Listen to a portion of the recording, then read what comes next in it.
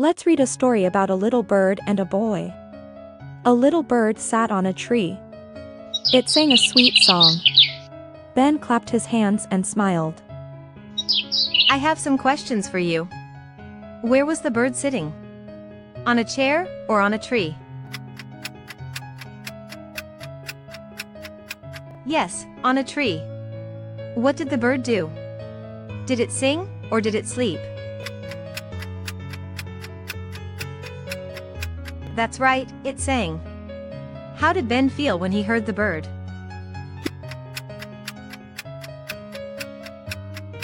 He was happy. Great job. You listened so well. That was wonderful. I'm so proud of you. Visit funkidseducation.com for educational games, worksheets, and educational videos for kids.